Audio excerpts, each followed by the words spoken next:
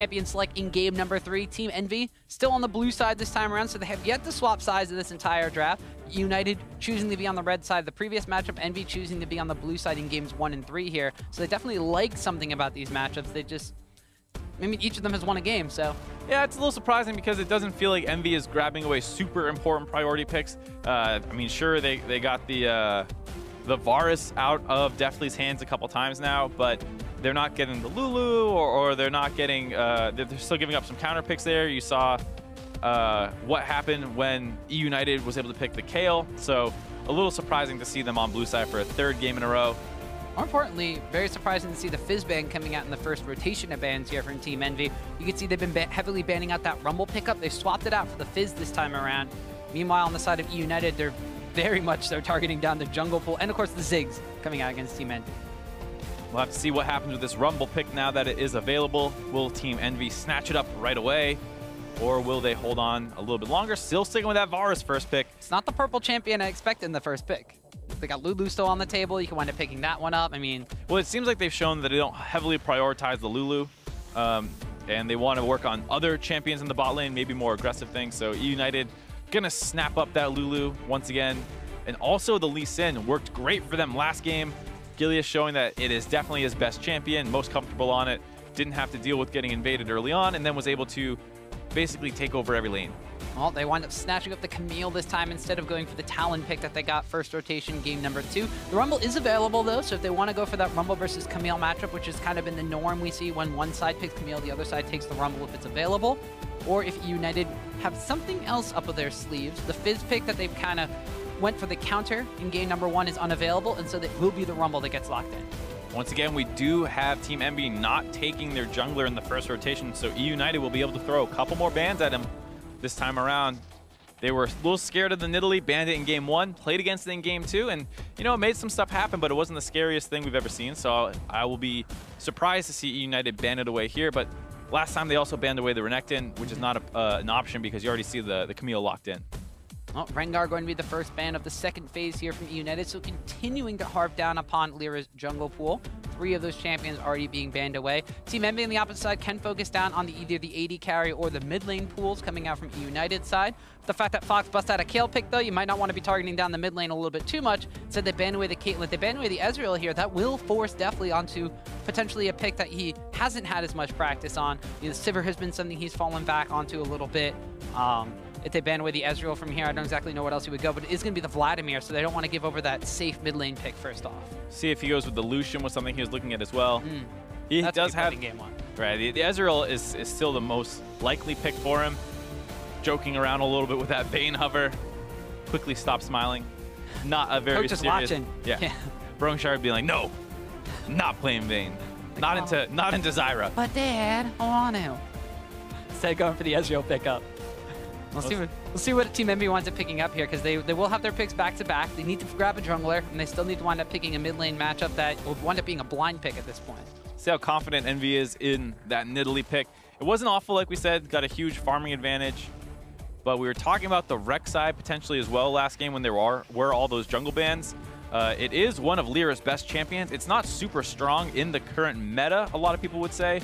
But it still can power farm, has a lot of early game pressure with its ganks, and then turns into a little bit of a knock-up bot later into the game, which we were saying with Lyra, you probably want him on something a little bit more impactful in late game team fights, but if the team needs some beef and they doesn't want to play Gragas, you're kind of stuck looking at that Rek'Sai most likely. Yep, so that of course means that Rek'Sai and Karma being picked up, so that will be a little bit more of a throwback to the mid lane Karma, something a bit more utility, something a bit safer in the lane phase. Can, of course, shove out quite effectively, but not necessarily the late game damage threat. A lot of this is going to be on the backs of Sarif and Apollo to deal the damage late game. Yeah, this is very scary for the side of EnVy. We saw that he tried to make this Karma pick work in the mid lane towards the end of the regular season. It was not particularly impressive. They don't have a super high damage carry to pair with it.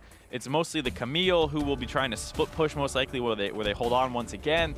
But it's not the best team comp, and part of me thinks it might have come down to the fact that they are scared of that Kale counter pick, that they wouldn't go prioritize a higher AP damage source from the jungler, and then maybe with Gragas and Zyra, you think you have enough that you can go for one of those AD champions that we've seen him be good on before, like the Jace and the Talon. Might be scared off those already, and now you see him reaching in this champ pool, not even going for an Orion. That one was taken by Fox at the very end there. Yeah, so this mid lane Karma pickup, we've seen some interesting things from Team EnVy. This is reminiscent of their throw shields on and protect the Apollo compositions, although they banned the Caitlyn away themselves and took the Varus extremely early on. Maybe a little bit different now that Varus can go for that Blade of the Rune King build. And one of the things we did see Apollo doing yesterday was 3rd or 4th item, getting a Ginsu's Rage Blade. So if he's able to stay alive in these fights, stack things up with a Renon's Hurricane, don't exactly know. I'm not the biggest fan of it, but I can see what they're going for. Right, but during that build, I don't believe he ever finished off an IE or anything like that, so his late game crits were not that impressive. Team EnVy on the blue side for the 3rd game in a row, really switching up their team comp this time around. Last time it was a lot of assassins and diving in and squishy champions. This time they grabbed the Rek'Sai, and the Karma going to be able to provide a lot of protection for the team, but are they going to have enough damage to deal with the side of eUnited? Well, that's going to be a big question here. Of course, you guys can get on Twitter, tweet at LOL Esports, hashtag EnVyWin if you think they're going to pull out to a 2-1 lead, or hashtag EUNWin if you think the Challenger squad is going to be taking an advantage after Game 3 of this best-of-5 series. This is the relegation match, Mark. Still have a couple of games to play, at least 4, if not the full best-of-5. One of these teams is going to wind up advancing to tomorrow's game on Sunday, and one of these teams is going to wind up playing in the Challenger Series all summer.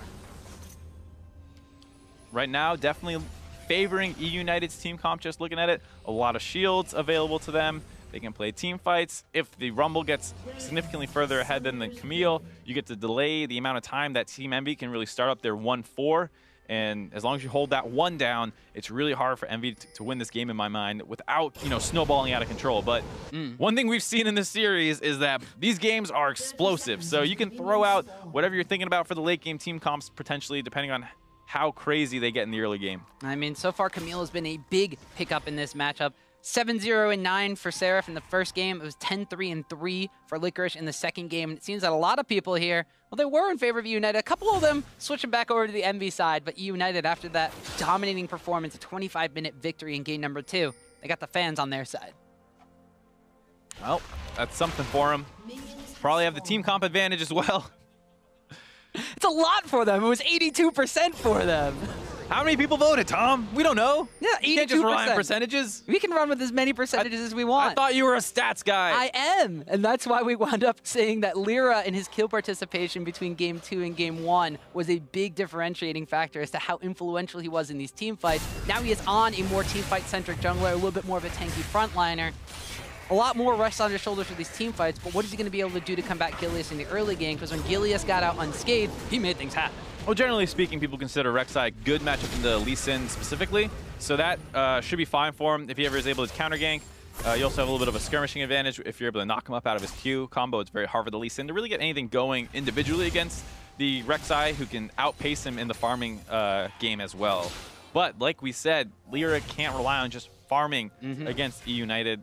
He needs to get his lanes going, and especially in a game like this where if the Camille ends up behind, it's very hard to win. If the bot lane gets crushed, it's very hard to win. And then his mid lane should be fairly stable in the Karma versus Orianna matchup. Can't really make that one a snowball, you would think, but we'll have to see. What is a flame horizon to a god Gilius? Apparently it's a game number 2 victory here. eUnited and EnVy tied up at 1-1 apiece. This mid lane matchup has been relatively quiet compared to what we thought it was going to be. Ninja definitely did not have a fun time against Phoenix in the mid lane yesterday, as they wound up losing out to GCU and now find themselves in the match against eUnited. But Gilius himself, not necessarily been playing super around Fox. Now this bottom lane matchup here definitely takes a lot of damage from the Zyra and the Apollo poke from the Varus. And this is what we were kind of saying. They were losing the bot lane matchup pretty heavily last time around before it was influenced by Gilius. This time around, Lyra making his way down there earlier on, trying to get some vision to let his bot lane keep playing aggressive. As well as on the top side, Sarif getting better trades, and they know that the jungler's on the bottom lane, so got some alone time to do some damage to Licorice up there. Yep, so Sarif getting the early game advantages in some of these trades up against that Rumble pickup. Mid lane matchup, I'm not expecting all too much action to go down here. As this is a Karma versus an Orianna lane, so not exactly the most damage potential out of here. So with bolt jump, ooh, a flash forward from Licorice. That doesn't look like he wanted to do that one. Sarif immediately pounced on him to punish. Big flub there by Licorice, losing his flash early on. He's getting pushed in over and over anyways, but now he might not be able to flash out of a critical dive that might come in here if he keeps getting shoved up. Lyra has made his way up to the top side on the clear. He's still pretty healthy. Yeah, and if he winds up smelling blood in the water, aka a blown flash in that top lane, Licorice might be in a bit of trouble. He is going to wind up going back extremely early on and picking up the double cloth armor, so potentially helping him survive an impending dive. But he actually is not going to wind up teleporting back either, choosing just to walk it out. A little surprising to see that. It's early enough into the game that a teleport would not be the end of the world if he had to blow it there, especially considering that Rumble's TP flank's not great. And the lane has not been going well, so I can understand wanting to TP back. Instead, runs up there, down 10 CS already, but teleporting back to get dove would also be a pretty bad idea. yeah, he had Gilius working his way up there, but I can see what he's thinking. Meanwhile, bottom side of the map, eUnited was worse for the wear in those early game push and poke trades, deciding to shove out back against the side of Team Envy, who have gone for a little bit more of a sustained start. The longsword, 3 health potions, or total biscuits of rejuvenation picked up for Varus, whereas definitely had gone for the Doran's blade in a single one of his own. Apollo and Hakuo, though, do not want Ezreal going back and picking up an early tier, trying to force him all the way back around his tower and continuing to shove up these minion waves, pressuring him into the tower, trying to get experience and CS advantages to keep definitely in lane. Definitely just looking to farm up for that tier. We saw him get it relatively early on last game. Like 5 minutes. Yeah, he got some assists. Was not able to pick that kill up like we said, but in Ezreal with a kill just gets to buy a cull. And obviously, you know, we don't want to downplay the importance of getting a lot of gold onto a champion like Ezreal, who becomes extremely strong, but he's not going to necessarily run away with the game. Here, eUnited getting caught out a little bit by a brush bait. Utilizing the health picks to try to shove the wave. Didn't realize that Envy's bottom lane had not gone back, so the heal and an arcane shift are just going to be used to get themselves out of there. But eUnited continuing to get a little bit of the worst of these bottom lane trades. Did have to trade out the Ignite on that one, so not the end of the world for eUnited's bot lane. Most importantly, still have their flash available. And compared to what we saw in the previous games, a relatively quiet start to this one. Yep, so far it's been about 6 minutes. There's been no first blood, so teams adjusting appropriately to quell the aggression that we saw in the first 2 games of this series. Gilius and Lyra, in the meantime, have made their way down to this bottom side of the map, where the heavy trades have been going back and forth for a while.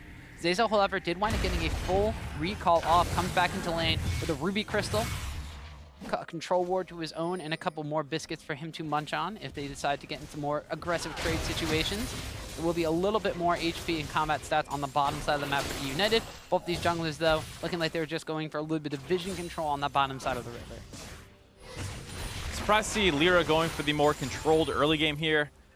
They recognize that they want their bot lane to push in relentlessly, and that was a big problem that happened for them last game, was the fact that after Gilius made that first gank attempt, they lost a lot of vision control around that bot lane, could not play aggressive like you see them doing now, where they're just constantly pushing eUnited under the turret and then trying to harass them down with both their Qs.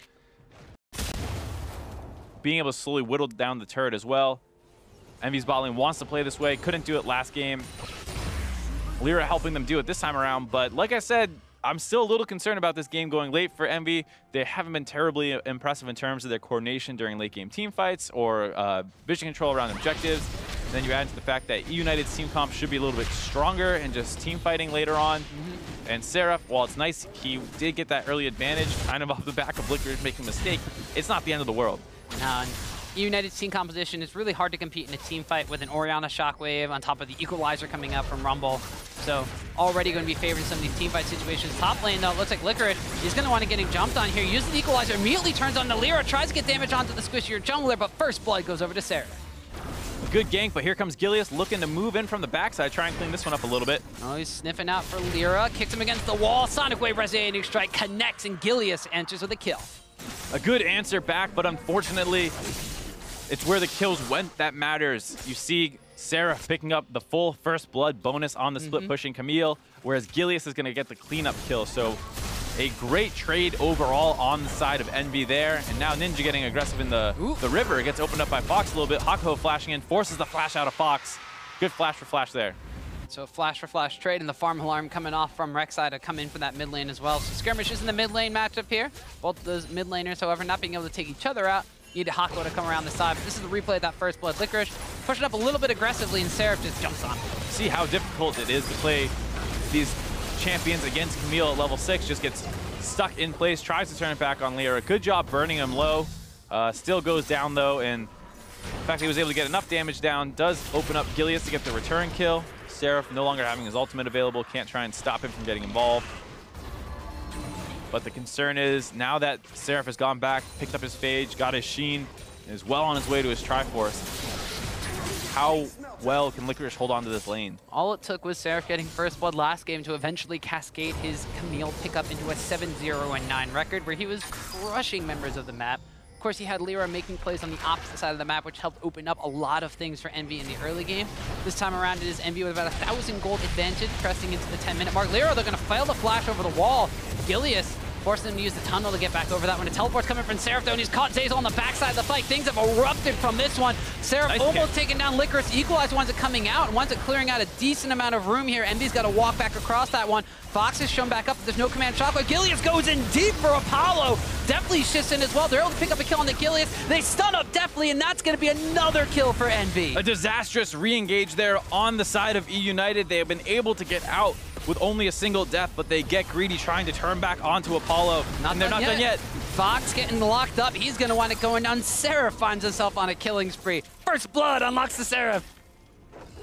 A disaster there on the side of eUnited. A blue buff invade coming in for Envy. It looks like eUnited is going to be able to turn this one away with Gilius opening up initially. They also get the teleport channeling in first. Licorice not actually able to finish off Lyra there. And then a great TPM by Sarif cuts off Zeyzal. He goes down without being able to use his ultimate. Opens back up onto Licorice as well. He is saved by Gilius, but they still don't have a great target here. Threads a Q onto Apollo.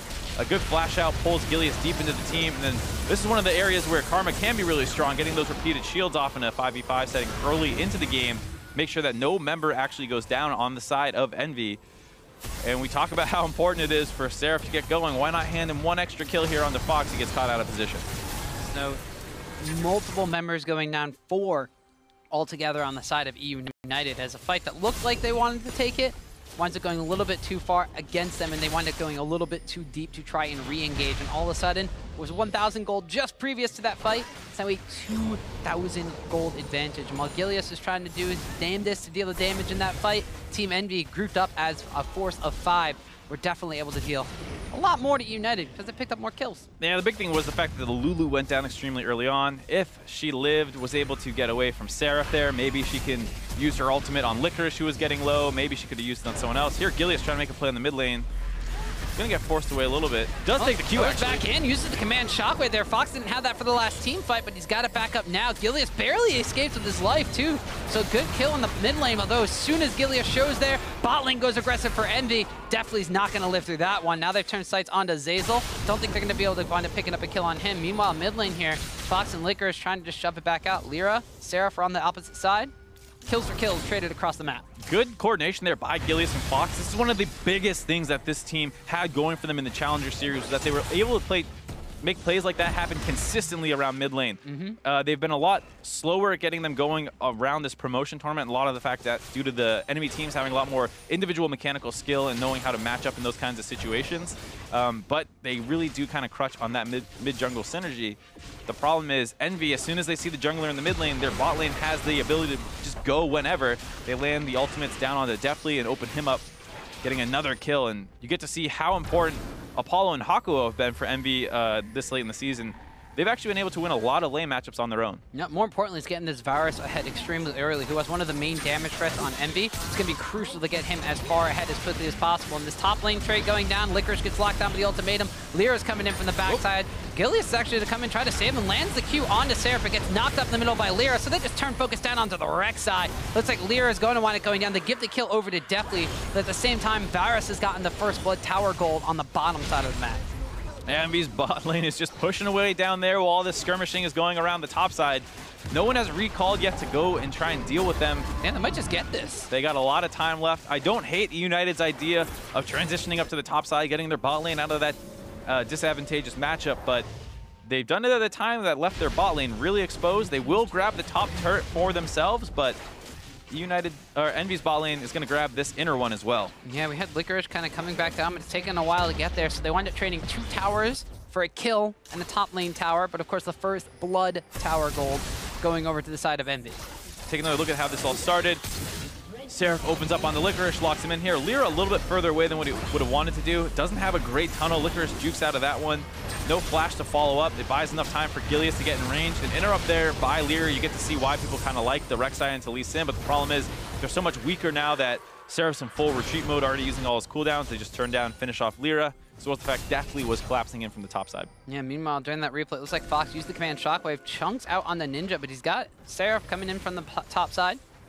Does get reinforced by Gilius and Zeyzal hovering on the middle side of the map. So now Envy lost 2 towers, picked up a kill, got a tower for their own. Gold lead 4,500 in the favor of Team Envy. The response from eUnited, what is it going to be? The bot lane tower is still available, the mid lane tower is still available. Really, where does the dual lane wind up going is going to be a big question. It looks like Deathly's Ezreal going to wind up matching Apollo on the top side of the map to defend the tower top side. It's a little scary, still kind of matched up against the bot lane of Envy here. You see Hakuho ready to go over the wall. Doesn't take Lyra with him. Doesn't take Lyra with him. They're potentially setting up a dive here on the Deathly. Zeyzal making his way up here. And it doesn't look like this is going to result in anything. Nope, Tri-Brush Ward winds up spotting out Lyra as he was taking the long way around. Hakuho clears that one out by utilizing his control ward. This is definitely reminiscent of Envy in game number 1. Both off the fact that they've had the gold lead now cresting into the 15-minute mark. It is a substantial gold lead at this point, but also the fact that Sarif Camille online. 3-0 and 2 completed the Trinity Force already. Yep, 15-minute Trinity Force is ideal. Usually takes a little bit longer to get that, so you know he's feeling pretty good about it. Also grabbing that Null Magic Mantle, helping him out in these trades. It's getting to the point now where he's going to start getting solo kills onto the Rumble if he's given time and space to work with. Right now, not much space given the fact that eUnited's securing that blue buff, still kind of opening him up a little bit. Oh. Now they're going to trade back. Speaking of potential solo kills, Sarif's going on to Licorice here. Does have to flash away, though, as Gilius joins the fray. He knows that Fox is around the area as well, and the command shockwave is available. Lyra, however, going to be tunneling in, getting a bit of damage. The forces the flash out of Licorice. The command shockwave trades back in. Lyra gets kicked back, and that's going to be a kill picked up for eUnited, but then 2 wind up going right back over to Envy as Ninja and Hakuho collapse. Nice jump there by Sarif, dodging out on the Orianna ultimate while also locking up Gilius, able to get that kill, and then a nice follow on the roam by Hakuho, who knows he does not need to be up on the top side of the map right now. There is no turret up there to defend. With that extra space, he's able to run down to the bot lane and cut off the retreat of Licorice, getting the 2nd kill for his team. More importantly, he's picked up these boots of mobility on Zyra, which is something you don't see every day, but it's making him able to move around the map a lot quicker. So he's going to be bouncing between the top lane, the mid lane, and then helping out in this bottom lane fight. See Sarif kicking this fight off literally onto Licorice. Is not able to actually keep aggressing onto him because he does not have great deep vision, and the fact that Gilius just handing off the blue buff. Has to back off for a little bit, wait for his team to show up. Lyra goes in for the flash engage. Here's that nice jump over the shockwave, catches out Lyra. He's going to go down, but this allows him to focus onto Gilius, and then we talk about the fact Hakuho able to join in on this roam. Cuts off the Rumble, making it a 2-for-1. The gold lead up around 5,000 now. It's not looking great for the side of eUnited, especially because we talked about how important it is for the Camille to get ahead. She is way ahead. All right, and this is off the back of Lyra once again. His scoreline may not necessarily reflect it, but his gold count definitely does. 1, 3, and 4 on this Rek'Sai pickup, but he is a big reason why Sarif is ahead at this game at all. 4, 0, and 3 on the Camille. So the big question now becomes for Envy. If Lyra doesn't have all your kills and he's donating all this gold over to his side lanes, you know, Apollo with about almost 1,500 gold lead. We have Camille with about a 1,500 gold lead. Can Sarif and Apollo, the 2 big damage threats on Envy, win the game for them?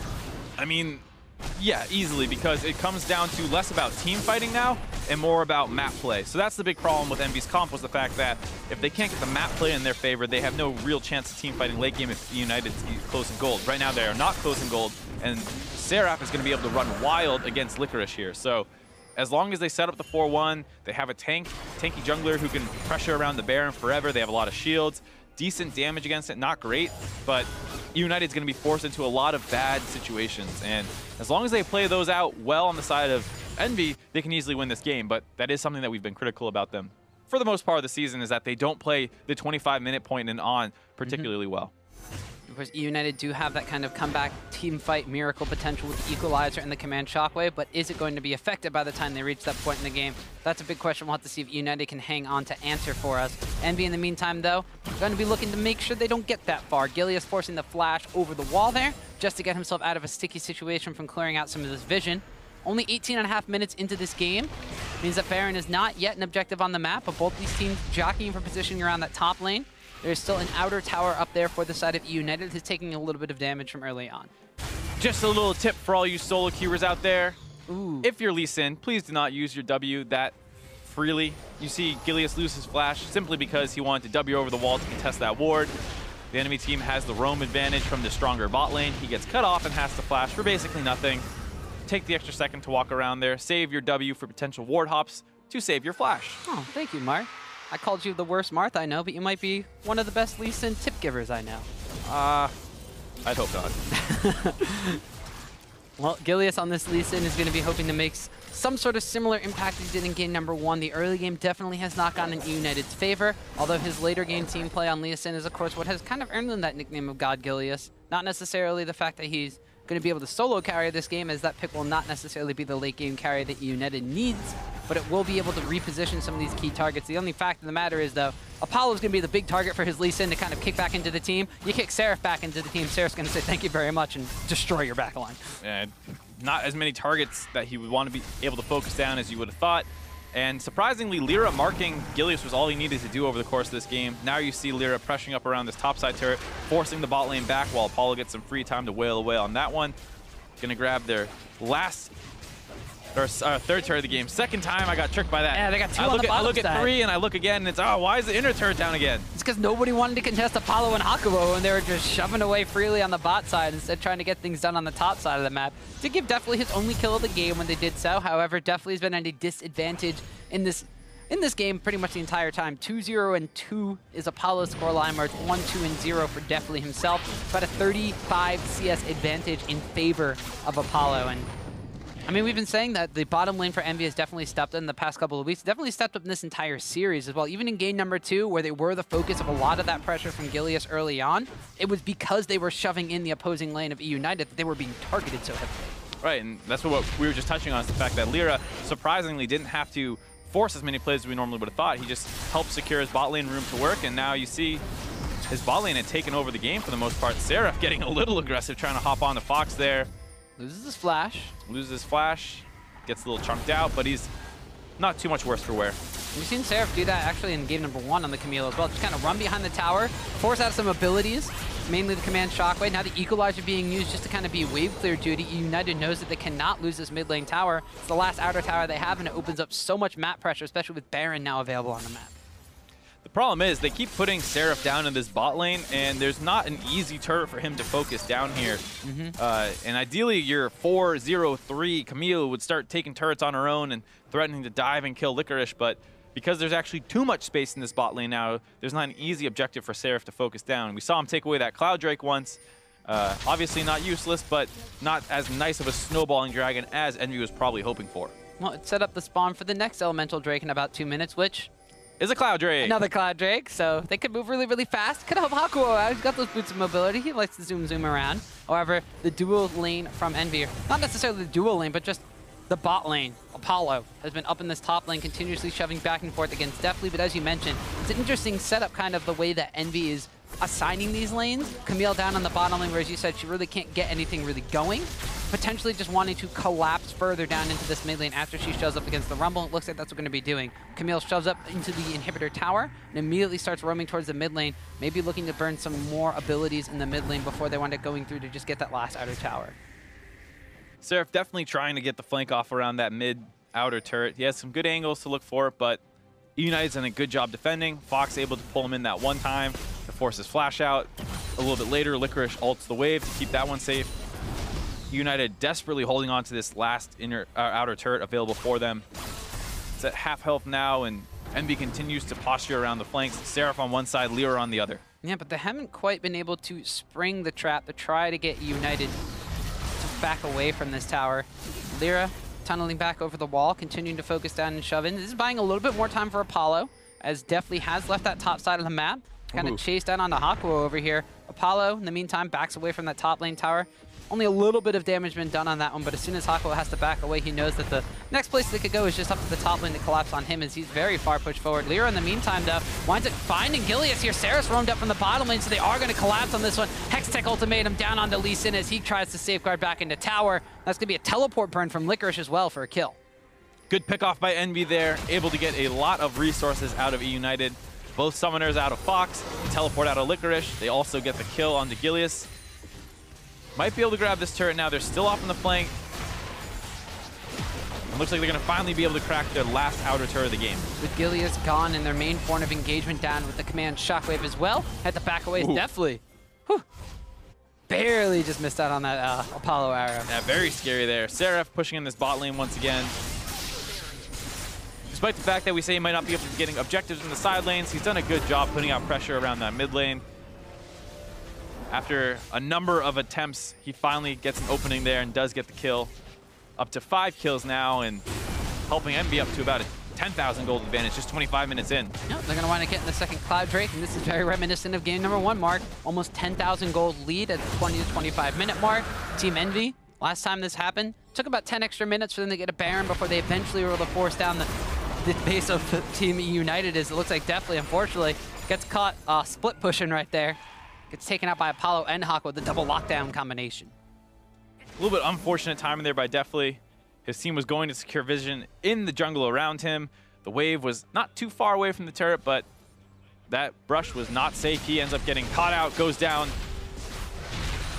Doesn't lose too much for it, but hey, I mean, Envy will take any gold they can get. They got a lot of it too, so they're taking a lot of gold that they can get. That's how greedy they are. 10,000 gold up, give us 300 more. I get it, they're envious of the opponent's gold, so they just take it away from them. I wouldn't be envious of eUnited's gold right now. That's not very much. That's true. So it's 10,000 in the favor of Team Envy. Double Cloud Drake picked up as well. Baron on the map, and you can see the gold leads in pretty much every single lane. A couple hundred in the Karma over the Orianna. The big discrepancy though, 2,000 for Sarif over his lane opponent in the top lane. And very quietly, Apollo, 3,000 gold over Deathly. A little bit of the unsung hero of this game. Talk about how they consistently were pushing in that bot lane. Eventually were able to take that turret, set up a play down there. It got to the point where eUnited was so scared as, a nice flash kick onto Apollo. The unsung hero gets kicked in and shut down. Looks like they found out where the gold was going. Zeyzal's going to wild growth himself up through the Stranglethorns to stay alive, but Hakuo is going to wind up falling down next. Definitely picks up a much needed kill for that one. Sarif threatening to flank around the backside as Fox going to command Shockwave onto Lyra and Ninja. Ninja getting chunked about half of his HP. Gilius goes in. There's a jungle mid synergy on the front side, and the rest of the rookies from eUnited on the backside zoning away Sarif, making sure that nobody's going to wind up going down. And they are going to wind up picking up 2 kills for none. Good opening there by Gilius, finding, like we just said, the strongest member on the side of Envy, insta-killing him at the start of that fight. We'll take another look at that one. Just no vision over the wall. His team needed an extra second to get in there and secure the vision. Hakuo tries to open up onto the rest of the bot lane of eUnited, but doesn't quite have enough damage to actually take him down. Ninja cannot keep him alive. Oh. And now Sarif looking for some kills in the jungle, found 2 already. You got a double kill there. Both the eUnited mid and jungle go down. Now Licorice getting collapsed on a triple kill for Sarif. He's mad that his team went down in that fight. He's trying to chase down onto Zeyzal. Hookshot will be available right now. Jumps onto Zeyzal. Does get turned into a tiny little snowman, but Lyra will secure the kill. All of a sudden, 4 unanswered kills for Envy. All of a sudden is the correct way to put that. We were in the middle of a replay, come back, and he's already in the middle of a double kill. Yeah. And now with all those kills, Gilius not available for 10 seconds. Apollo's back up, so they have all the damage that they need to focus down this Baron. They're going to get Baron just 27 minutes into the game here in Game 3. Sarif was 7-0-9 in Game 1 as Camille. Now is 8-0-4 in Game 3 here. It's been a very powerful pickup for either team in this series, and this is why.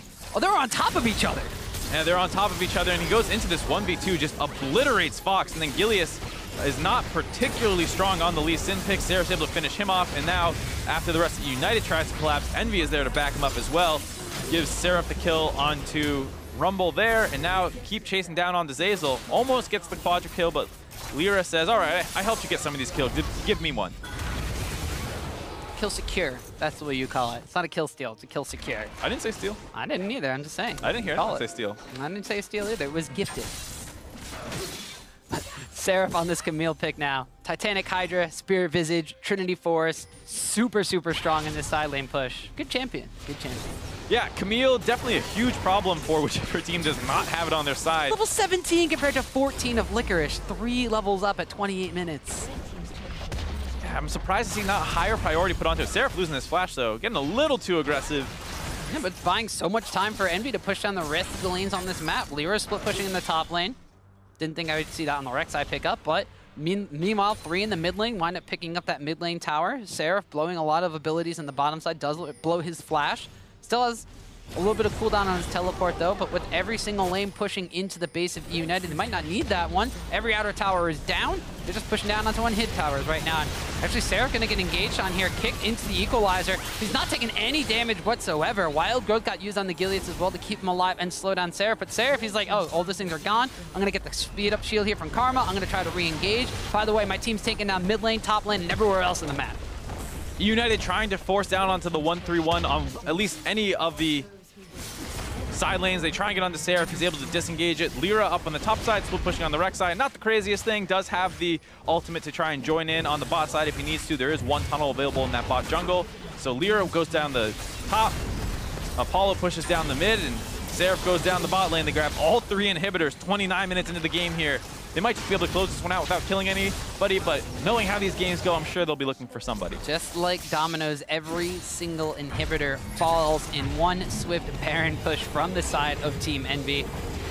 Sarif's Camille been super good. Everybody's recalling, and Ninja decided to teleport back in. He's just gonna ferry a couple of He's a little far ahead of his team here. Guys, I'm ready to go. I got Baron buff. Let's do this. His teammates had not even finished recalling before he was back on the map. He's got Lyra on the top side now. Goes back, picks up a Guardian Angel.